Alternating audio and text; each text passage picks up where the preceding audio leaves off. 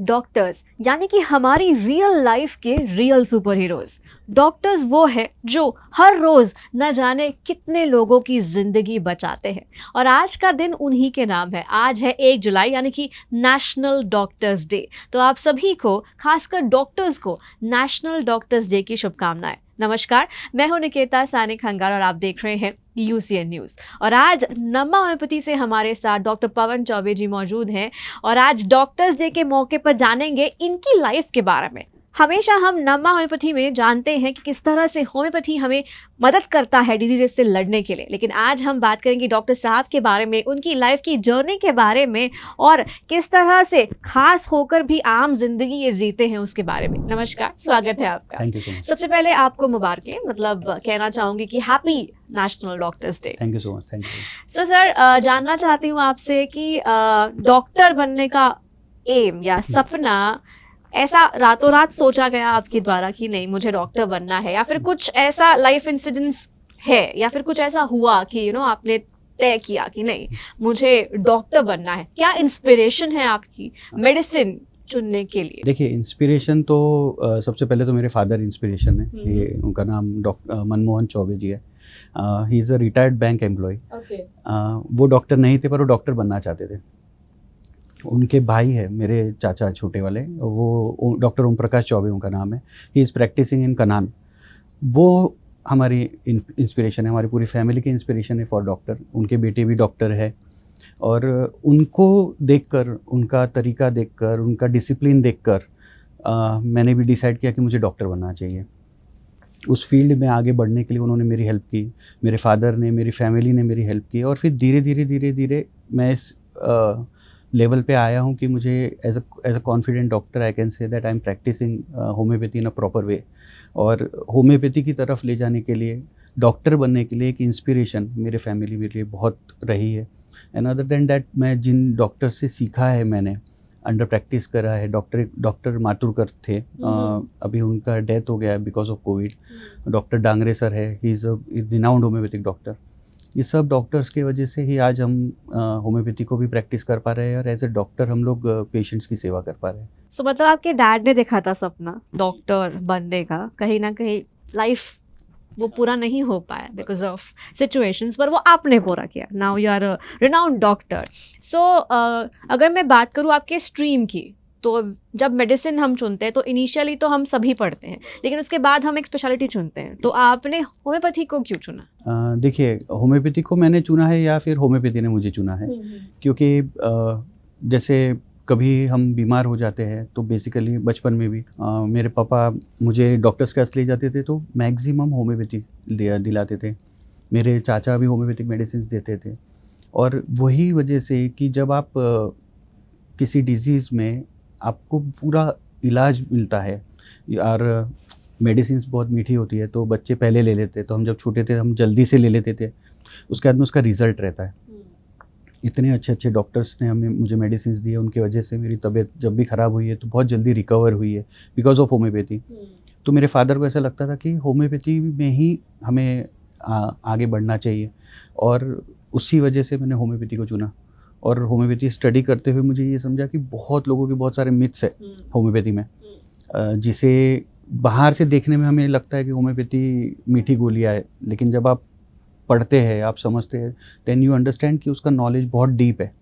और आप देखेंगे कभी कभी आप होम्योपैथिक डॉक्टर के पास जाते हैं ना, दे आर स्टडिंग, वो पढ़ते ही रहते हैं क्योंकि वो इतना वास्ट है कि वो ख़त्म ही नहीं होता है। और हमें पेशेंट की सेवा करनी है तो वी शुड बी अपडेटेड, हमें पता रहना चाहिए कि हम क्या दे रहे हैं, हम क्यों दे रहे हैं। और पेशेंट्स भी इतने अलग टाइप के आते हैं कि हमें उन सबको डील करके अच्छे से उन्हें ठीक करना है।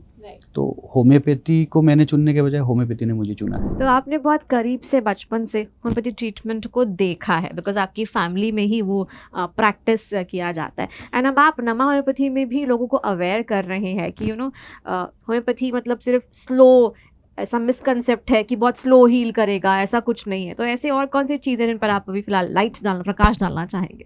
जैसे आप नमा होम्योपैथी में हमारे पास पेशेंट्स आते हैं, हम पेशेंट्स को सब चीज़ों से बताया जाता है कि देखिए आपका बीमारी कैसा है, उसके ऊपर ट्रीटमेंट कैसा होगा। लेकिन होम्योपैथी से रिलेटेड उनके क्वेश्चंस बहुत होते हैं और बहुत सारे पेशेंट क्वेश्चंस भी नहीं पूछते। उनका एक फिक्स्ड है कि होम्योपैथी है तो मीठी गोलियाँ है, सब जगह मिल जाती है और कभी ठीक होते हैं कभी नहीं होते। सबसे ज़्यादा ये रहता है टाइम कंज्यूमिंग कि अगर तकलीफ़ है तो बहुत साल लगेंगे, लेकिन ऐसा नहीं रहता है। आपकी तकलीफ़ कितने साल है उसे उस पर डिपेंड करता है। आप बाकी का प्रैक्टिस भी करते हैं, लेते हैं, बाकी का मेडिसिन भी लेते हैं, यू गिव टाइम, लेकिन होम्योपैथिक डॉक्टर को आप टाइम नहीं देते। आप उनके पीछे पढ़ते हैं कि आपको इतने समय में करना है, जो कि गलत है, क्योंकि आपका डिजीज़ का पैथोलॉजी सबसे ज़्यादा इंपॉर्टेंट है। अगर आप किसी बीमारी से 10 साल से परेशान हैं तो डेफिनेटली आपको 1 या 2 साल तो उसको देना ही होगा ताकि वो जड़ से निकल जाए। उसमें रिजल्ट तो जल्दी ही आएगा और होम्योपैथिक मेडिसिन काम भी उतना फास्ट करती है। उसका कोई साइड इफ़ेक्ट नहीं है, कोई स्टेरॉइड नहीं है, कोई केमिकल नहीं है, तो कोई आपको ऐसा लेते समय या लेने के बाद में कोई प्रॉब्लम भी नहीं होता है। और आप जब भी बंद करते हैं, आपकी बीमारी जहाँ रुक गई है वो डेफिनेटली वहाँ रुक जाएंगी। ऐसे केसेस है होम्योपैथी के पूरे वर्ल्ड में, लोगों ने प्रेजेंट किया है, जिससे पता चलता है कि होम्योपैथी के केसेस में बहुत मिरेकुलस रिजल्ट है। हमारे पास खुद एलोपैथिक डॉक्टर्स आते हैं, वी गिव देम मेडिसिन्स।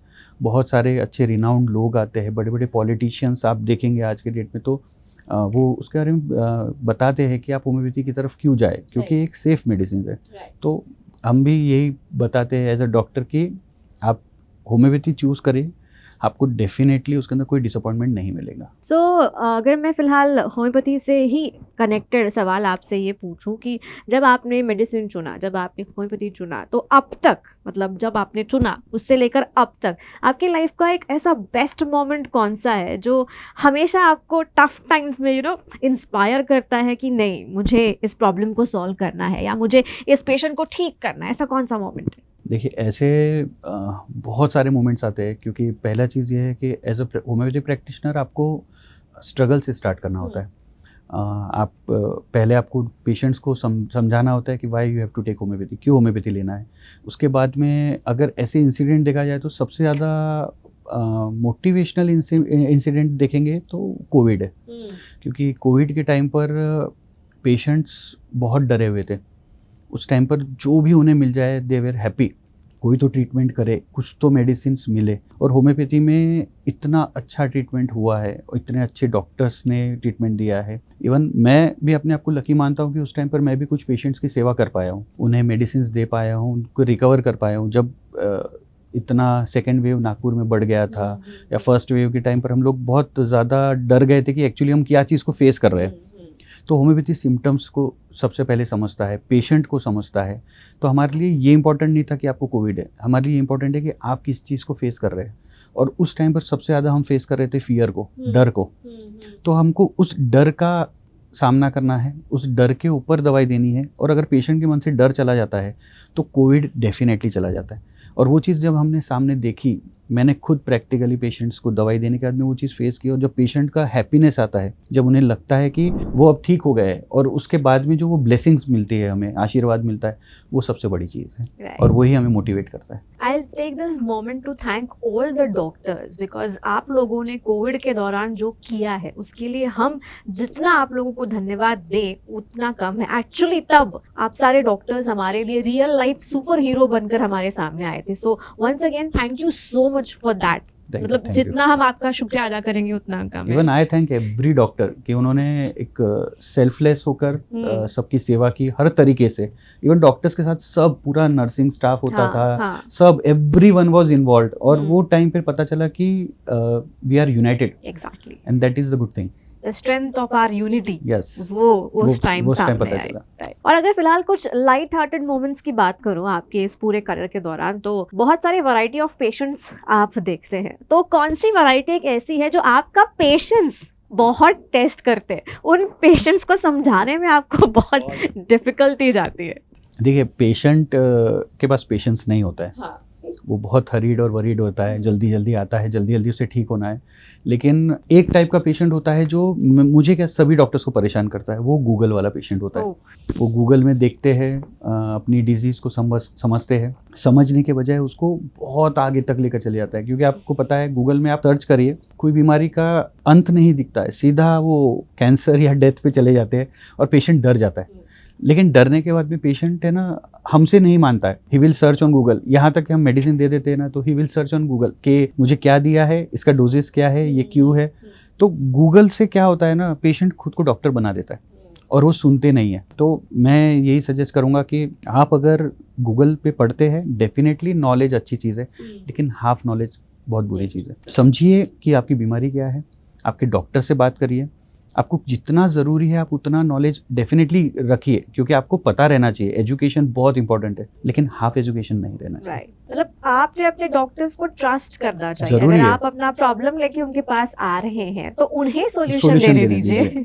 आप आप उनके Google में सॉल्यूशन solution क्रॉस मत- चेक मत मत कीजिए। करिए। तो Definitely। इस टाइप के पेशेंट्स थोड़े से परेशान होते हैं। हो जाते हैं। ओके, और अगर जैसे आप डॉक्टर हैं, आप खुद ही प्रैक्टिस करते हैं, सो कभी अगर आपकी तबीयत थोड़ी खराब हो जाती है या कुछ फीवर या कुछ आ जाता है, तो सेल्फ डायग्नोस, सेल्फ ट्रीटमेंट, या फिर आप भी कंसल्ट करते हैं अपने कलीग से कि यार ये मेरा डायग्नोसिस है, ये सही है, या फिर ये दवाई लूँ, या फिर मतलब आपको भी क्या कभी कभी किसी एक्सपर्ट की ज़रूरत पड़ती है?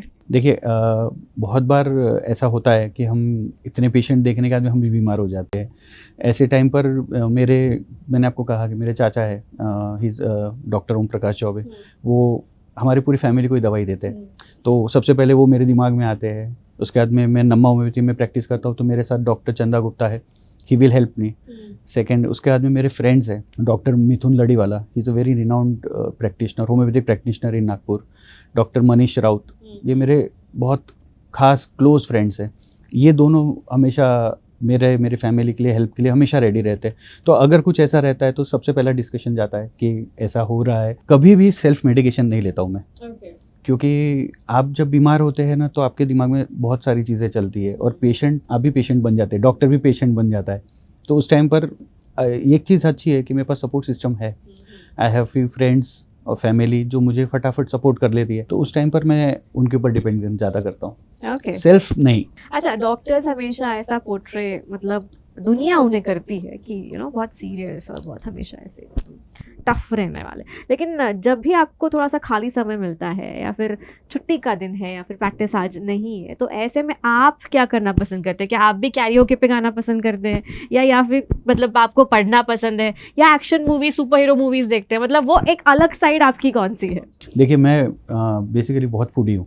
ओके, और खाना भी पसंद है और खिलाना भी पसंद है। तो जो मेरे फेवरेट पीपल है, जितने फैमिली है, फ्रेंड्स है, उनके लिए खाना बनाना, उनको खिलाना। और जहाँ पे भी जाऊँगा मैं, डेफिनेटली कुछ फेमस है तो खाऊंगा ज़रूर।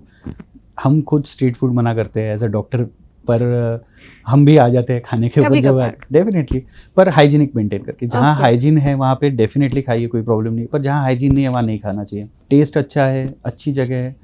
फूडी हूँ, बहुत फूडी हूँ। मूवीज़ बहुत ज़्यादा शौक है। आपको मैं कभी ना कभी किसी न किसी थिएटर में मूवी देखते हुए मिल जाऊँगा। सुपर हीरोज़ बहुत ज़्यादा पसंद है, सॉन्ग्स बहुत पसंद है।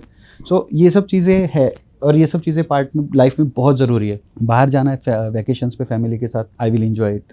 फ्रेंड्स के साथ जाना है, तो ये सब चीज़ें है, ये पार्ट है। और ये सब चीज़ों की वजह से ही हम एक्टिव रहते हैं, ताकि अगर एक हफ्ते में एक दिन हम रेस्ट करके अपने आप को एक्टिव चार्ज करते हैं, तब जाके हम 6 दिन अच्छे से पेशेंट को देख पाते हैं। कभी कभी तो 7 दिन पेशेंट देखने ही पड़ते हैं, डॉक्टर्स डोंट गेट लीव। लेकिन ये सब चीज़ें मुझे कहीं ना कहीं रखती है प्रॉपरली कि हमें खुश रहना है, और ये सब चीज़ें खुशी देती है। अच्छा, कुछ लोग जब वेकेशंस पे जाते हैं तभी भी अपना लैपटॉप साथ में लेके जाते हैं, बिकॉज उनको टारगेट कंप्लीट करना है या फिर उनको कोई काम करना है। तो क्या आप भी अपना प्रिस्क्रिप्शन वाला सब साथ में लेके जाते हैं कि फोन आया तो फिर बता देंगे फट से, या फिर रहता है ऐसा कुछ? देखिए, एज अ डॉक्टर आप आपका फ़ोन कभी बंद नहीं कर सकते, कभी बंद नहीं रहता है। आप चाहे वैकेशन पे हो, चाहे आप छुट्टी पे हो, एवरी टाइम कोई ना कोई आपको कॉल करेगा, कोई ना कोई पेशेंट। और देखा जाए तो ये चीज़ें हमें थकाती भी नहीं है, और हमारी फैमिली भी इस चीज़ को अंडरस्टैंड करती है कि आप डॉक्टर हैं, पेशेंट आपके लिए हमेशा फर्स्ट रहता है, और वो फर्स्ट प्रायोरिटी हमेशा रहनी चाहिए। तो मेरा फ़ोन तो बंद नहीं रहता है, क्योंकि कहीं पे भी पेशेंट का कॉल आएगा। अगर हम डॉक्टर बने ही इसलिए ना कि हम उनकी हेल्प कर सके, और उसके लिए कोई टाइम ये डिवाइडेड नहीं है, कभी भी आप कॉल कर सकते हैं। क्योंकि अगर आपको ज़रूरत है और उस टाइम पर हम अवेलेबल है, तभी हम आपके काम आ पाएंगे। Right. तो हाँ, नहीं रहता, मेरा फ़ोन बंद नहीं रहता है उस टाइम पर। नहीं, एक्चुअली कैसा है कि पेशेंट्स ट्रस्ट भी आप ही को करते हैं, तो जी। जब वो किसी ट्रबल में है so they will call you first, and if they know कि यू आर देयर तो उनका आधा टेंशन दूर हो शायद जाता है। वैसे ही कम हो जाता है कि हाँ डॉक्टर साहब बराबर है, है। बता देंगे क्या करना है। मैं एक चीज़ मानता हूँ कि अगर पेशेंट डॉक्टर्स को कॉल करता है ना, तो ये अच्छी चीज़ है, क्योंकि मैं हमेशा पेशेंट को कहता हूँ कि आप मुझे कॉल करिए, लेकिन आप सेल्फ मेडिकेशन मत करिए। नहीं तो क्या करते हैं, वो जाते हैं अपनी तकलीफ का दवाई खुद ही ढूंढ कर खुद ही ले लेते हैं, और वो तकलीफ उनको बढ़ जाती है। इट्स बेटर कि आप लगे तो एक बार डॉक्टर को डिस्टर्ब कर लीजिए, लेकिन सेल्फ मेडिकेशन मत करिए, क्योंकि वही अब सबसे अच्छी चीज़ है। एंड डॉक्टर्स को लेकर एक और बात बड़ी फेमस है, दैट इज हैंड राइटिंग, कि डॉक्टर्स की हैंड राइटिंग या तो डॉक्टर्स को समझ में आती है या जो दवाई देता है उसे। क्या आपके साथ भी ऐसा होता है कि आपको शायद अपनी हैंड राइटिंग समझ में ना आए, या फिर किसी और डॉक्टर ने कुछ लिख के दिया है वो आपको समझने में दिक्कत हो कि लिखा क्या है, आप फोन करके पूछे कि क्या लिखा है, मुझे खुद समझ में नहीं आ रहा है? देखिए, इस मामले में मेरा अच्छा है कि मेरे पेशेंट्स मेरा हैंड राइटिंग देखकर मुझे कहते हैं कि आप डॉक्टर नहीं है, क्योंकि आपका हैंड राइटिंग अच्छा है। मैं कैलीग्राफ, एक्चुअली मेरा हैंड राइटिंग पहले से अच्छा था, लेकिन जो मैंने आपको कहा कि मेरे डॉक्टर थे, डॉक्टर प्रशांत माथुरकर, वो बहुत अच्छे होम्योपैथिक डॉक्टर थे। बिकॉज ऑफ कोविड उनका डेथ हो गया। उन्होंने हमें कैलीग्राफी सिखाया, मुझे, मेरे फ्रेंड्स को। हाँ, और वो कैलीग्राफी से ही लिखते थे, उनका हैंड राइटिंग बहुत अच्छा था, और उसी वजह से हम लोग इंस्पायर्ड हुए, और आज भी हम लोग कैलीग्राफी का पेन यूज़ करते हैं। और मैक्सिमम डॉक्टर्स का हैंडराइटिंग अच्छा होता है, कुछ ही डॉक्टर्स लंबा खींच के लिखते हैं, लेकिन वो उनका तरीका है, उसके ऊपर नहीं बोल सकते हैं।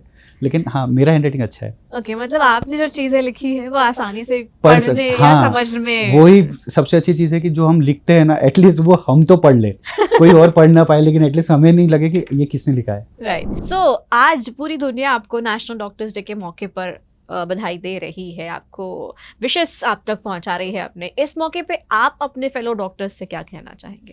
देखिए, सबसे पहले तो सबको थैंक यू बोलना चाहूँगा, क्योंकि मेरे लाइफ में जितने भी डॉक्टर्स आए हैं, सब लोगों ने मुझे बहुत इंस्पिरेशन दिया है।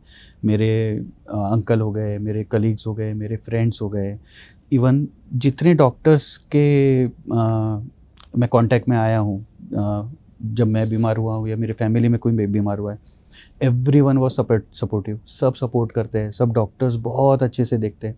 सो each and every doctor, I am very thankful to them, क्योंकि क्या होता है, एप्रिसिएशन डॉक्टर्स को उतना नहीं मिलता है जितना मिलना चाहिए, और बहुत सारी चीज़ें डॉक्टर्स फेस करते हैं जो बता नहीं पाते, लेकिन हमें ये चीज़ को फेस करना भी है, और पेशेंट्स की तरफ ध्यान देते हुए हमें चलना है। तो on the occasion of doctors day मैं यही कहूँगा कि every doctor is a super hero. वो सब अपनी तरफ से जितना जी जान लगा सकते हैं करते हैं। एट नम्मा होम्योपैथी हमारे जितने डॉक्टर्स हैं, जितने मेरे कलीग्स हैं, सब लोगों को मैं ये कहूँगा कि everyone is doing their best. सब बेस्ट कर रहे हैं। होम्योपैथी में आप प्रैक्टिस कर रहे हैं, आप होम्योपैथी को सपोर्ट कर रहे हैं, उसे एक अलग लेवल पे लेकर जा रहे हैं, इन नम्मा homeopathy and other homeopathy also. तो everyone, I am very proud of them कि सब अपनी तरफ से पूरी ताकत लगा रहे हैं। और मैं यही चाहूँगा कि एज अ डॉक्टर हम सब अपने ग्रो करें, हम हमारे पेशेंट्स को जितना अच्छे से ठीक कर सके, क्योंकि वो हमारे पास आए हैं, वो हमें भगवान के रूप में देखते हैं, तो हमें भी उस तरह से उन्हें ट्रीट करना है कि वो कभी उनको कोई तकलीफ़ ना हो। और होम्योपैथी में हम as a Namma homeopathic doctor मैं यही सजेस्ट करूँगा कि आप जो भी पेशेंट आए, आप उसको पूरे दिल से देखिए, क्योंकि हमारा यही मोटिव है कि हम हर पेशेंट को पूरी तरह से ठीक करना चाहते हैं। बिल्कुल।